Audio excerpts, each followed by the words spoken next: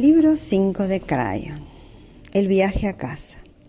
La historia de Michael Thomas y los 7 ángeles, escrito por Lee Carroll. Dedicado a todas las personas que han comprendido que un ser humano tiene el poder de cambiar su vida y que las cosas no siempre son lo que parecen. ¿Quién es Crayon? Crayon es un ente amoroso y benévolo que actualmente está en la Tierra para ayudarnos a entrar en la elevada energía de lo que denominamos nuestra nueva era.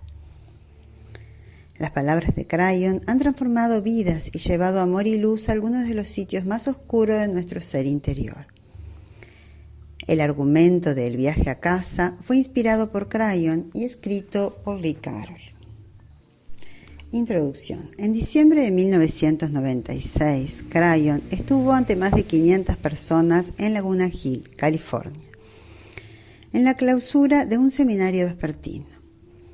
En una sesión en la que se contaron cuentos y que duró más de 1 hora, fue presentado el viaje de Michael Thomas. Un recorrido nacido del deseo de un ser humano harto de lo terrenal, de reunirse con su familia espiritual y regresar al hogar. El nombre de Michael Thomas en sí mismo representa los atributos increíblemente sagrados y santos del arcángel San Miguel y también las propiedades energéticas ancestrales de Santo Tomás, el dubitativo. Esta combinación nos representa a muchos de los que percibimos que somos seres espirituales, pero que a menudo dudamos de nuestra capacidad para avanzar hacia un nuevo milenio que ha incrementado las exigencias espirituales o sus retos basados en el miedo. El viaje de Mike hacia su hogar revela paulatinamente una aventura a través de las 7 casas llenas de color, cada una de ellas ocupada por un ángel magno. Cada casa representa un atributo de la nueva era y encierra sabiduría, enseñanza, humor y revelación en cuanto a lo que Dios quiere que sepamos sobre nosotros mismos. También vislumbramos el modo como funcionan las cosas a medida que nos adentramos en el nuevo paradigma de la nueva era. Evolucionando hacia un final conmovedor y sorprendente, el viaje de Michael Thomas revela a los seres humanos un paquete de amorosas instrucciones que provienen de una fuente espiritual que desea constantemente lavar nuestros pies. Si usted alguna vez ha formulado a Dios la pregunta, ¿qué es lo que quieres que sepa? Posiblemente sea esto. Acompañe a Michael Thomas en su apasionante viaje. Es probable que le recuerde a usted el suyo. 1. Michael Thomas.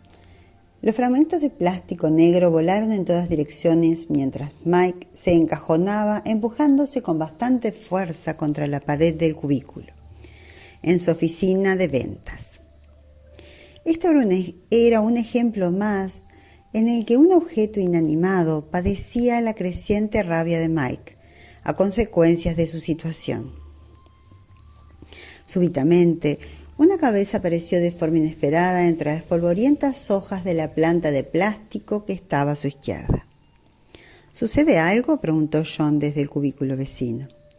Las paredes de cada cubículo tenían la altura justa para crearle al correspondiente trabajador la ilusión de que tenía una oficina propia. Mike tenía varios objetos altos sobre su escritorio, ya que así conseguía matizar el hecho de que sus compañeros de trabajo estaban situados a solo un par de metros de distancia durante toda la jornada. Todos ellos compartían la ilusión de independencia y privacidad, tanto en sus respectivos espacios como en sus conversaciones. El resplandor de la luz blanca del fluorescente, que provenía de la miríada de instalaciones desnudas que estaban sobre los cubículos, bañaba tanto a Mike como a sus congéneres. Era ese tipo de falsa iluminación que solamente se encuentra en las instituciones y en la industria. Parece como si absorbiera todo el rojo del espectro visual, volviendo pálidas a todas las personas que ilumina, incluso a aquellas que viven en la muy soleada California. Los años que había pasado sin tomar la luz del sol directa hacían que la palidez de Mike se duplicara. Nada que un viaje a las Bahamas no pueda curar, respondió Mike sin mirar hacia la planta de plástico por la que asomaba la cabeza de John, quien se cogió de hombros y retomó su conversación telefónica. Mientras las palabras salían de su boca, Mike sabía que nunca se podría permitir estar en las Bahamas con el salario de oficinista que toma los pedidos en la mina de carbón. Así llamaban los empleados a la oficina de ventas en la que trabajaba. Empezó a recoger los trozos de plástico de la bandeja que acababa de romper y suspiró, acción que realizaba con mucha frecuencia últimamente. ¿Para qué estaba allí? ¿Por qué carecía de la energía o del incentivo para mejorar su vida? Su mirada se posó en el oso afelpado de aspecto estúpido que se había comprado y que decía, abrázame. Junto a él estaba su tira cómica favorita titulada Lado Oscuro, Lado Opuesto, que trataba del pájaro azul de la felicidad, que estaba escapando de Ned, el protagonista de la tira cómica. Más para Mike, la tira trataba de el pollo de la depresión. No importaba cuántas caras sonrientes o cuántas tiras cómicas pegara en las paredes del cubículo, Mike seguía sintiéndose bloqueado. Estaba adherido a una existencia parecida a las copias de una fotocopiadora de oficina. Cada día era un duplicado del anterior, uno tras otro, sin ningún objetivo. La frustración y el desamparo que experimentaba lo hacían sentirse descontento y deprimido, y empezaba a dar muestras externas de ello. Incluso se lo había comentado su supervisor. Michael Thomas tenía 30 y tantos años, y como tantas otras personas de su oficina, hacía lo justo para subsistir. En ese empleo no tenía que poner gran cuidado en lo que hacía, simplemente podía desconectar durante 8 horas al día. Iba a casa, dormía y los fines de semana intentaba pagar sus facturas pendientes. Y el lunes otra vez la misma rutina. Mike se daba cuenta de que, de los 30 individuos que trabajaban en esa oficina de Los Ángeles, él sabía únicamente los nombres de 4 personas, pero simplemente no le importaba. Así había estado durante más de un año, después de la ruptura sentimental que destrozó su vida para siempre. Jamás compartía sus recuerdos con nadie, aunque estos acudían a su mente casi cada noche. Mike vive solo, sin contar su único pez. Quiso tener un gato, pero el casero no se lo permitió. Sabía que estaba interpretando el papel de víctima, pero su autoestima se encontraba en el punto más bajo y seguía frotándose la herida que había en su vida. Intencionalmente, la mantenía abierta y sangrante y dolorida, para poder echar a mano de ella a voluntad. Pensaba que no podía hacer otra cosa y no estaba seguro de tener la energía para poder cambiar las cosas, incluso si hubiera querido hacerlo. En broma le puso al pez el nombre de Gato y solía hablarle cuando llegaba del trabajo o cuando salía a trabajar. Al salir, Mike acostumbraba a decirle a su amigo con aletas, «Ten fe, Gato». Obviamente, el pez nunca le respondía. Mike medía más de 1,85 m de estatura y esto imponía un tanto, hasta que sonreía. Esa sonrisa encerraba un encanto que fundía todos los prejuicios que uno podía haber tenido al ver su elevada estatura. No era una casualidad que atendiera a los clientes por teléfono, de tal forma que no pudieran verle, ya que su intención era negarse a sí mismo su mejor atributo. Era casi como autoimponerse prisión, lo cual le permitía sumergirse en el melodrama de su actual situación. Mike aventajaba en habilidades a las demás personas, pero rara vez se permitía usar dichas aptitudes, excepto si era necesario hacerlo por cuestiones de trabajo. Mike no gustaba de cultivar amistades y en sus parámetros mentales actuales las mujeres tampoco existían para él, aunque a muchas de ellas él les podía haber gustado. Sus compañeros de trabajo varones le decían: Mike, ¿cuándo fue la última vez que tuviste novia? Necesitas salir y encontrar una buena chica. Cambia esa mentalidad. Después, todos ellos volvían a su casa con su familia, sus perros y sus adorables hijos. Y uno que otro también tendría un pez. Pero Mike no lograba tener claro cómo empezar el proceso de reconstrucción de la vida amorosa que había perdido. Decidió que no valía la pena preocuparse y a menudo se decía: yo ya encontré a mi pareja cuando era joven, aunque ella no lo supo. Mike estuvo profundamente enamorado y experimentó todas las ilusiones que eso implica. Ella, por su parte, no se tomó en serio la relación. Cuando finalmente esta se terminó, Mike sintió como si su futuro se marchitara.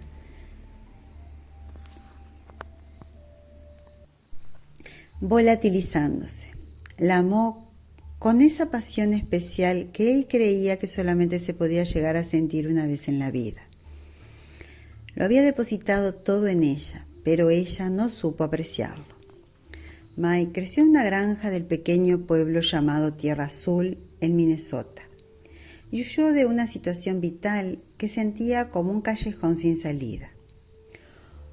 O cultivar para vender las cosechas en el extranjero o almacenarlas indefinidamente en grandes silos debido a un exceso de grano. Desde muy joven supo que la granja no era lo suyo. Al parecer, dicha idea no era demasiado apreciada en su tierra. ¿Qué había de malo en ello? Además, no soportaba cómo olía todo lo que le rodeaba y quería trabajar con personas en lugar de hacerlo con animales y tractores. Iba bien en la escuela y era un fuera de serie en todas las actividades que implicaran una interacción con los demás.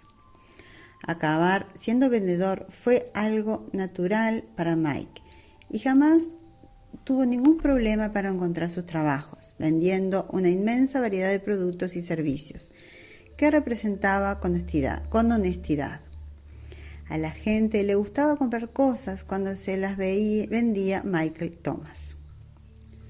Cuando hacía un balance retrospectivo sobre lo que le había aportado sus padres ya fallecidos, se daba cuenta de que una de las cosas que había permanecido adherido a él era su fe en Dios.